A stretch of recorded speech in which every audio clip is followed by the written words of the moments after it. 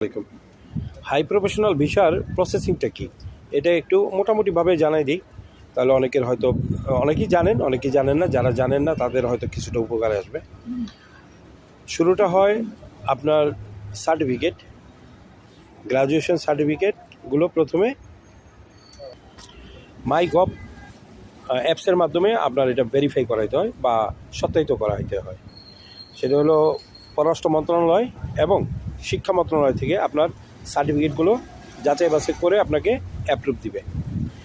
এরপরে পরবর্তী ধাপ তারপরের ধাপ হইতেছে দুবাই ফরেন অ্যাফেয়ার থেকে মোফা বা অ্যাটাস্টেশন যেটি বলেন এটা করাইতে হবে। করানোর পরে লেবার অ্যাপ্রুভালের পরে ভিসার পরে ম্যান পাওয়ার এবং বিএমইটি, তারপরে ফ্লাইট।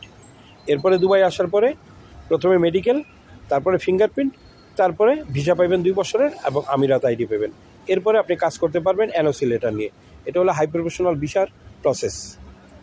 টোটাল এতে সময় দুবাই আসা এবং আমিরাত আইডি পর্যন্ত এটা আপনার সব মিলাইয়া বাংলাদেশ থেকে 40-45 দিনের মধ্যে ফ্লাইট করে আসতে পারবেন। তারপরে আরও 10-12 দিন বা 15 দিন লাগতে পারে এখানে মেডিকেল এবং অন্যান্য কাজ সারতে।